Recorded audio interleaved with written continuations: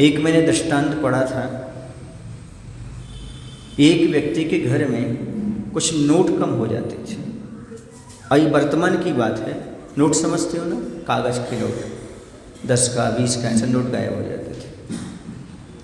और उसने देखा कि ये नोट कैसे गायब होते हैं, तो रात्रि में उसने जाकर देखा, तो रात्रि में जाकर देखा एक चूहा नोट उठा करके लाता था और एक छेद था, उस छेद के अंदर जाकर घुस जाता था छेद में।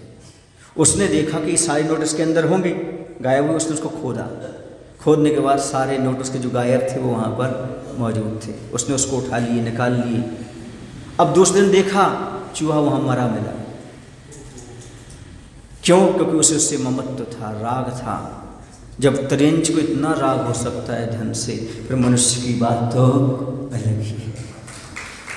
ये लोभी की दशा है, विचार करो, चिंतन करो इसे। तो वरना सर्प वहां जाके क्यों बैठ जाता? कुंडली मार कंकड़ पत्थर पर क्या मान बैठे। आज जिसने हाई को लिखा, कुंडली मार कंकड़ पत्थर, क्योंकि हीरे जवाहरात क्या है, मोती क्या है, उसको तो कंकड़ ही है। कौन बाजार जा रहा है, खरीद कर उछला रहा है, उसको तो कंकड़ पत्थर। क्या मान कर बैठे हो तुम वहां? ये तुम्हारे किस काम का है जो बैठ गए वहां पर? इतना ममत्व रहता है त्रियंचों को भी। इसलिए कोई गड़ा हुआ धन कभी किसी का निकालना नहीं, पता नहीं कौन की मृत्यु हो जाए, किसको मार दे। इसे प्राय करके जो व्यक्ति दूसरे का गड़ा धन निकालते हैं, उनकी बुद्धि गड़बड़, उनका परिवार गड़बड़ी में आ जाता है। क्यों? क्योंकि उसकी बद्दुआ लगती सामने वाले। इसने सोचा ही नहीं था, इसने सोचा चूहे के क्या काम के, इसे उसने निकाल लिया। वरना निकालता काहे को? क्या उसके 10-50 रुपये में कुछ बिगड़ रहा था क्या?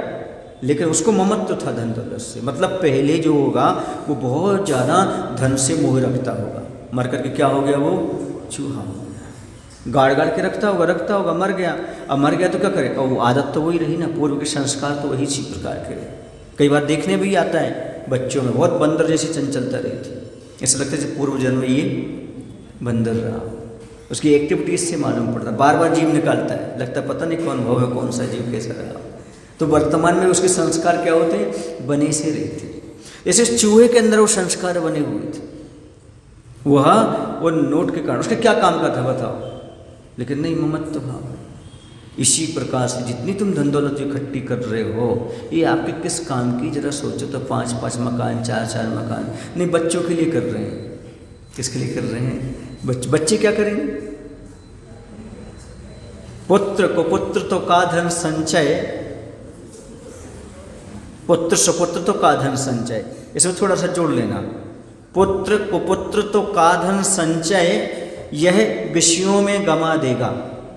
जो आप धन इकट्ठी करोगे, पुत्र को पुत्र तो का धन संचय, वह विषयों में गमा देगा। पुत्र सुपुत्र तो का धन संचय, वह स्वयं कमा लेगा। पुत्र